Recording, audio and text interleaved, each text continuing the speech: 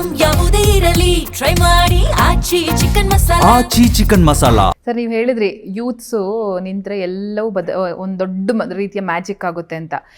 ನಿಮ್ಗೆ ಗೊತ್ತಿದೆಯಲ್ಲ ಸರ್, ನಮ್ಮ ಕರ್ನಾಟಕದಲ್ಲಿ ಎಲೆಕ್ಷನ್ ಆದಾಗ ಯೂತ್ ಎಲ್ಲಿರ್ತಾರೆ ಅನ್ನೋದೇ ದೊಡ್ಡ ಪ್ರಶ್ನೆ ಆಗಿರುತ್ತೆ. ಯಾಕಂದ್ರೆ ರಜೆ ಇರುತ್ತೆ, ಎಲ್ಲರೂ ಟ್ರಿಪ್ ಹಾಕೋಣ ಒಂದು ಮನಸ್ಥಿತಿ ಇದೆ. ಇಲ್ಲ ಅದು ಚೇಂಜ್ ಆಗುತ್ತಮ್ಮ. Let us think positively. ಖಂಡಿತ ಬರ್ತಾರೆ ಅಂತ ಹೇಳೋಣ. ಅಟ್ಲೀಸ್ಟ್ ಆ ಬರೋ ತರ ಅವರು ಮಾಡ್ಕೊಬೇಕು, ಅವ್ರು ಬರಬೇಕು, ಖಂಡಿತ ಬರ್ತಾರೆ ಅಂತ ನಾವು ಮಾತಾಡೋಣ. ಓಕೆನಾ? ಖಂಡಿತ ಯಂಗ್ಸ್ಟರ್ಸ್ ಇನ್ಮೇಲೆ ಜಾಸ್ತಿ ಬರಲಿ, ಅದನ್ನ ಫೋಟೋಗಳು ಹಾಕ್ಬೇಕು ಎಲ್ಲ ಕಡೆ. ಏನ್ ಹೇಳಿ ನೋಡಿ ಎಷ್ಟು ಜನ ಯಂಗ್ಸ್ಟರ್ಸ್ ಬಂದು ಓಟ್ ಹಾಕ್ತಾ ಇದ್ದಾರೆ ಅಂತ.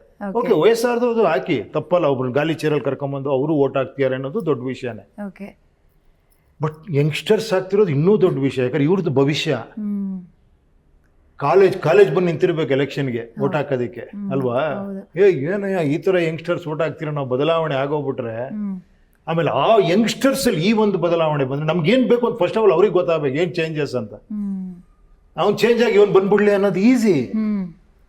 ಅದಕ್ಕೆ ಮುಂಚೆ ತುಂಬಾ ಚೇಂಜಸ್ ಆಗ್ಬೇಕಲ್ಲ. ಇನ್ನೊಂದು, ವಿಜಯ್ ಅವರು ಈಸಿಯಾಗಿ ಆಗ್ಲಿಲ್ಲ. 10 ವರ್ಷಗಳಿಂದ ಜನಸೇವೆ ಮಾಡ್ಕೊಂಡು ಬಂದು ಜನರ ಜೊತೆ ಇದ್ದು ಜನರ ಸಮಸ್ಯೆಗಳನ್ನ ಅರಿತುಕೊಂಡು ಎಲ್ಲೆಲ್ಲಿ ಯಾರ್ಯಾರು ಆತರ ಇನ್ನೊಬ್ರು ಬರ್ತಾರೆ ಆತರ ಬಂದಿದ್ದಾರೆ.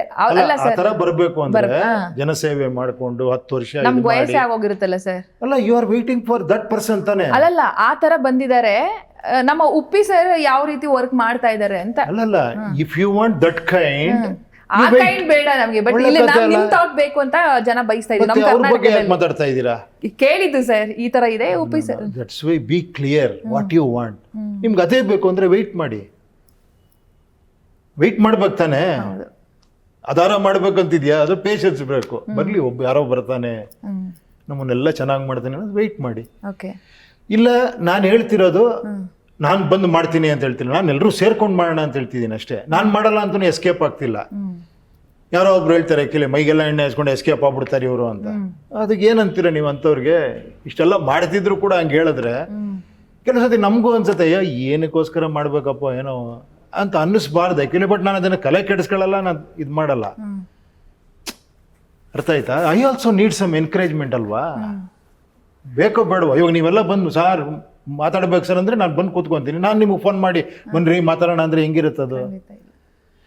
ನಿಮ್ಮಲ್ಲಿ ಒಂದು ಇದಿದೆ, ಬರ್ತೀರಾ? ನಾನು ಅದಕ್ಕೆ ಬರ್ತೀನಿ ಎನಿ ಟೈಮ್. ನಾನು ಫ್ರೀ ಇದ್ದಾಗ ಸರ್ ಬನ್ನಿ ಯಾವಾಗಾರ ಮಾತಾಡೋಣ ಅಂತೀನಿ. ದಟ್ ಎನ್ಕರೇಜ್ಮೆಂಟ್ ಬೇಕಲ್ಲ ಪ್ರತಿಯೊಬ್ಬರಿಗೂ ಕೂಡ. ಇವಾಗ ನಿಮಗೆ ನೀವು ಬಂದ್ ಕೂಡಲೇ ಏನು ಹೇಳ್ರಿ ನಾನು ಎಲೆಕ್ಷನ್ ನಿಂತ್ಕೊಬೇಕಾರೆ ಏನಾರ ಮಾಡಬೇಕು ಬನ್ನಿ ಅಂತ ಹೇಳಿದೆ ನಾನು. ನಿಮ್ಮೊಳಗೆ ಆ ಉತ್ಸಾಹ ಇದ್ದಾಗ ನಾನೊಂದು ಜಾಗ ಮಾಡ್ಕೊಡ್ಬೇಕು ತಾನೆ ನಿಮಗೆ. ಹೋಗ್ರಿ ಅಲ್ಲೆಲ್ಲ ಹೋಗಿ ಯಾವ್ದಾರ ಪಾರ್ಟಿಲಿ ಕೇಳಿ ಸರ್ ಆಗಲ್ಲ ಸರ್ ಅವೆಲ್ಲ ಅಂತೀರಾ.